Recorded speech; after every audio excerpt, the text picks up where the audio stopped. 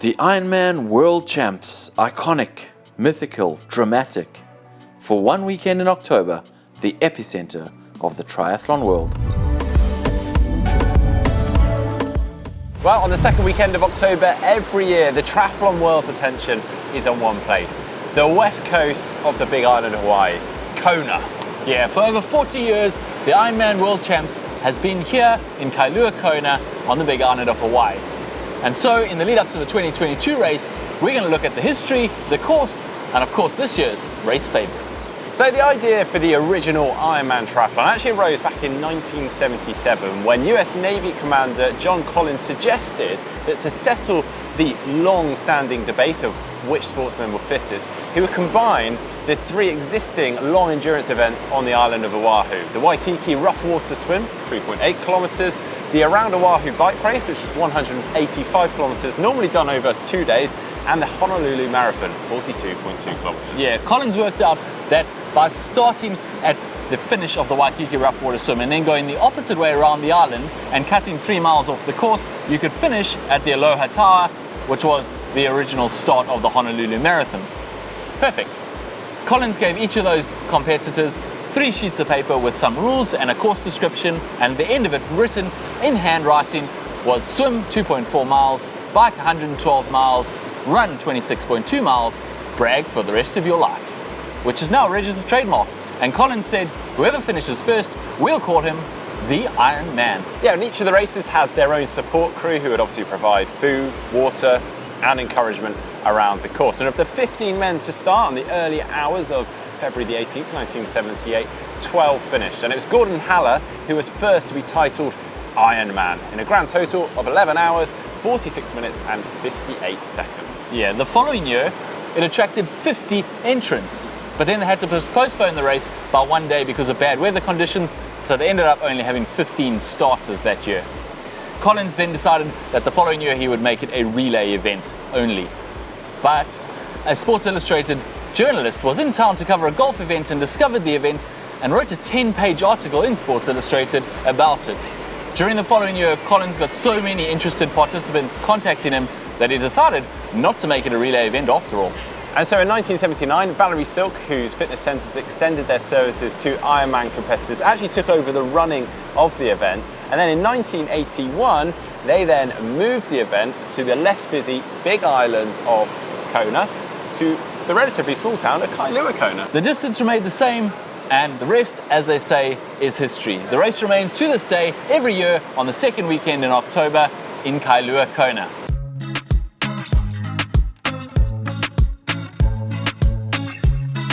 So then, let's look at the course. Now, the Kona course is legendary. Names such as the Queen K, Ali Drive, and the Energy Lab, where we are right now, are mythical within the world of triathlon.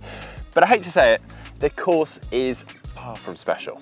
Yeah, it really is fairly boring. The swim, whilst in crystal clear tropical waters, and you may see a turtle or a dolphin. I've actually seen a dolphin during the race before, which is pretty cool. The route is really just out and back again, and other than the occasional swell, it's pretty predictable. Yeah, and as for the bike course, well, it's nothing short of tedious. After a fast and frantic start through Kona town and a quick out and back on Kukini Highway, the athletes then turn left at the top of Palani Drive, and then it's 50 miles of rolling fast but rather windswept highway before making a U-turn and then repeating all of that over again. Yeah, the only real standout feature of the bike course is the striking lack of standout features on the bike course. The wide, seemingly endless lava fields, and they are more endless on the way back for some reason, are pretty unique to this race, but you wouldn't choose to ride your bike along there if it wasn't the Kona course. Yeah, and the run course is nothing short of brutal. Whilst it does pass a couple of very scenic beaches along Alihi Drive in the first 10 miles, to be honest, your attention is pretty much only on the unfathomable heat that seems to be hitting you in every direction. Yeah, and then you come back to town, you turn up Palani, and it only gets worse, because you take that left turn and you're back out onto the Queen K. And to make matters worse and make it even more relentless, what you then get is them stopping all spectators because they don't allow spectators on the further reaches of the Queen K. So then you just go in aid station to aid station all the way to the most famous part of the course, which is the Energy Lab. And that is really a very unscenic stretch of black tarmac that is baking in the sun, and there is absolutely nothing to see here. In fact, you wouldn't even know you passed through or were in the energy lab if it weren't for the turn point, which signifies you're halfway through. And then you retrace your footsteps back out through the energy lab onto the highway before finally hitting that final exciting mile with cheering crowds into the finish line. Yeah. So if the course in Kona isn't so special, why is it so iconic?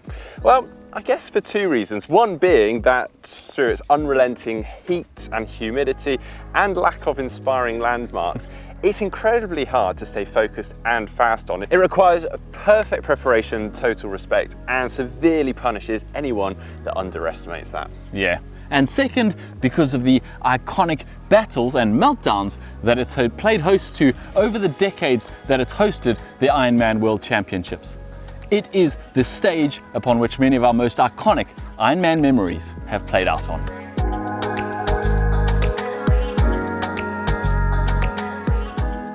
So now on to Kona 2022 and the athletes we think will play a role. We've picked our favorites, some contenders and some dark horses, but no doubt you'll have your own list who you think is going to play a role in the race or maybe even win. So leave your answers in the comment section down below if you think we've missed some big names, starting with our women's favorites. Yeah, and we're going to start with none other than Daniela Ryf.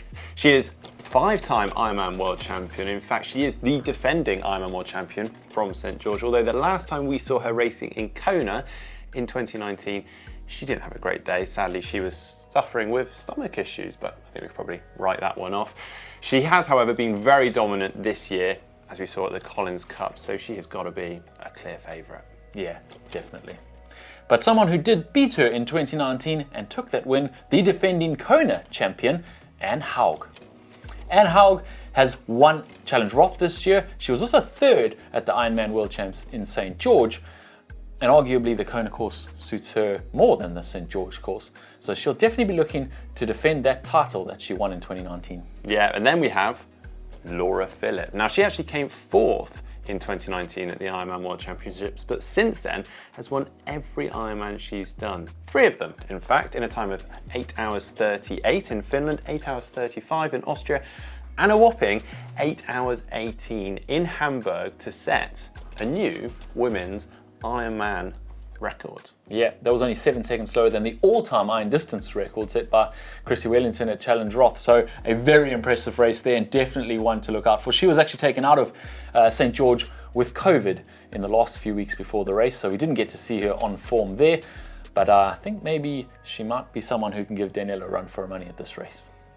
So that's our women's favourites. We will get back to some of the other contenders, but if the favourites on the women's side are clear-cut, they are anything but on the men's side. Or more accurately, the favourites come with a big asterisk. Yeah, now normally the best way to predict Kona success is to look at the last Kona podium, because almost all the winners have come from the previous year's podium. However, there was no Kona last year. In fact, there hasn't been Kona for 3 years, and looking at the podium at St. George and using that for a different course to predict your winners is probably not the best way to go. The last Kona podium was Jan Frodeno, who won it, and he's out injured this time. In second place was Tim O'Donnell. He is now 41, and between that 2019 race and now, he's had a heart attack. He's come back from it, and he is racing Kona, but you have to wonder whether he's in top form. And in third place there was Sebastian Kienle, who is kind of on his retirement tour this year, and his best result so far has been 14th at the Ironman World Champs in St. George. Yeah, so if we can't go on our tried and tested method, we'll have to go on form. And this is where the big asterisk comes in, because form outside of Kona doesn't necessarily mean form in Kona, and historically, novices can struggle in those hot lava fields. Christian Blumenfeld. He has to be your favourite. He won the Ironman World Champs in St. George in May. He also is the Ironman World Record holder.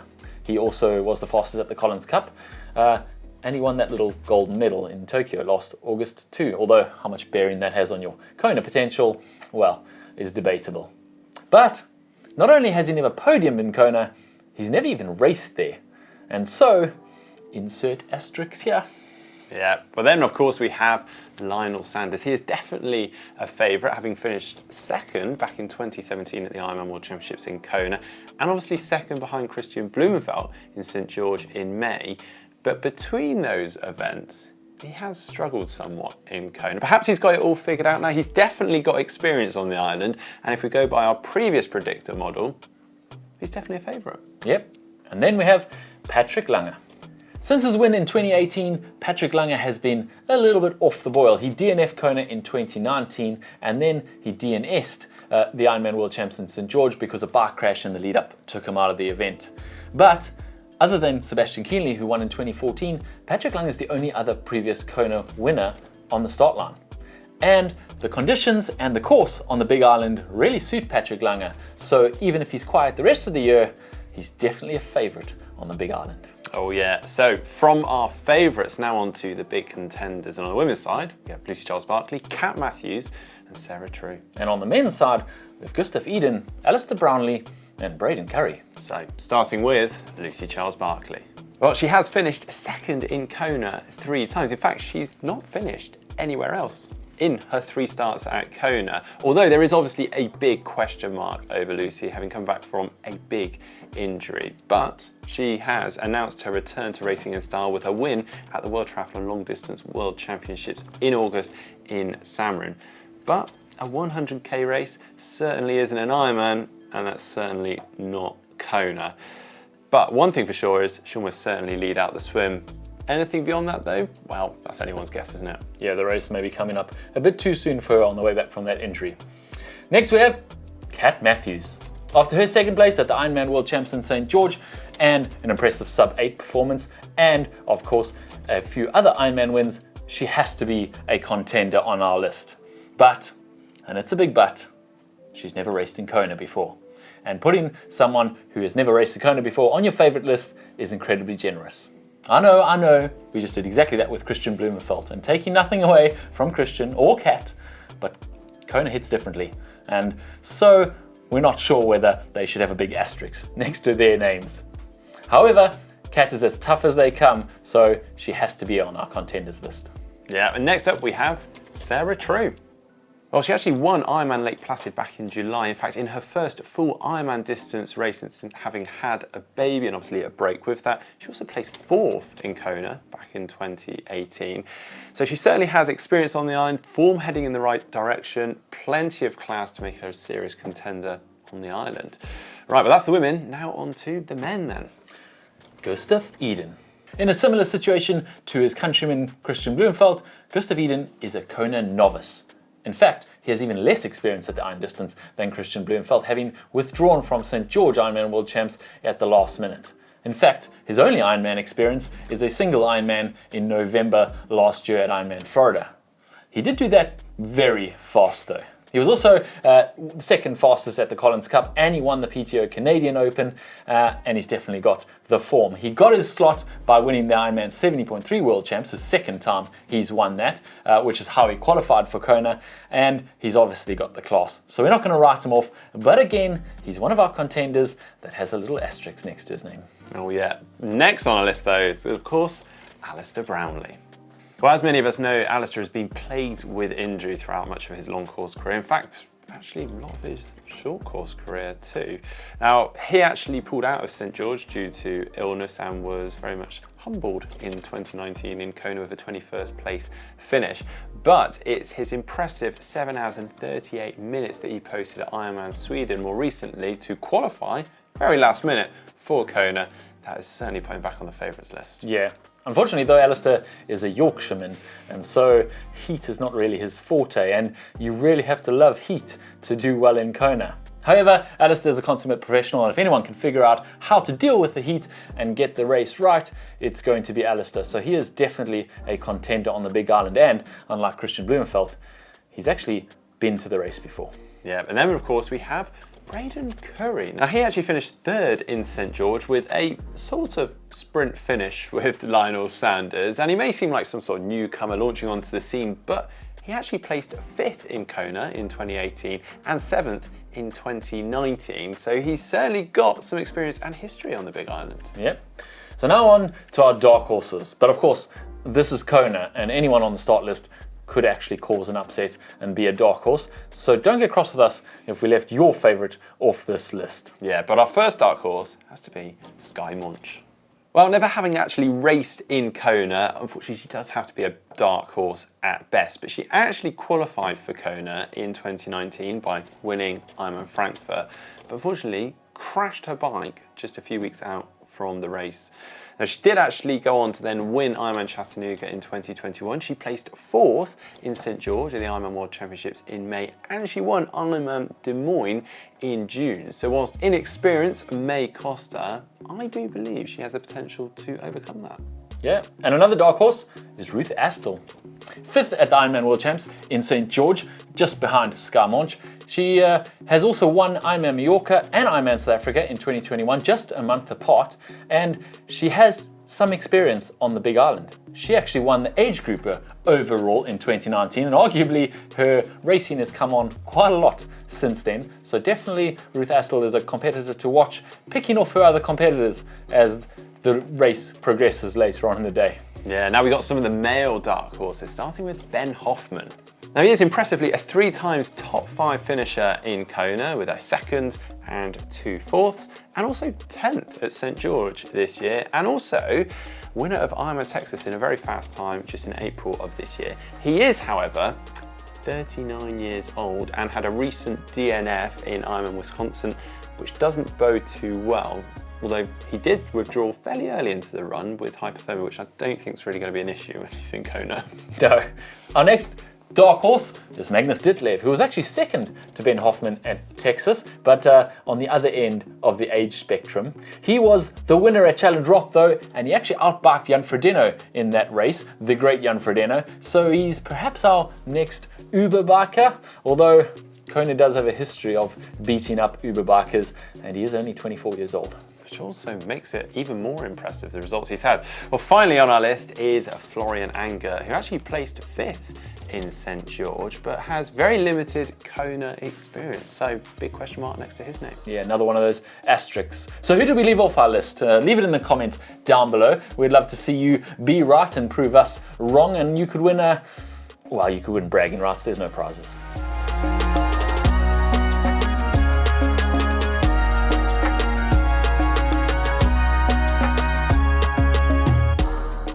So that's our predictions, and that didn't age very well, did it, Mark? Not we filmed that just before we flew out here, and by the time we landed, it is a long trip to be fair, but some of those names already had to be scratched off our favourites list. Yeah, so unfortunately Alistair Brownlee is out with a stress fracture to his femur, and we've just heard that Kat Matthews has unfortunately been involved in a really bad bike crash with a car, and yeah, is in not a great way, although seems to be stable and fine, but definitely not racing, so she's out. So all the best to both of them for their recovery. Yeah. If you guys have any of your favorites that we didn't mention, leave them in the comment section down below. Of course, as we've just seen, those lists are going to be moving a little bit between now and race day, but hopefully they'll all be lining up and starting for an exciting race in Kona 2022. Yeah, if you liked today's video, please do give it a thumbs up, give it a like, and don't forget to subscribe because we've got tons of content coming from Kona.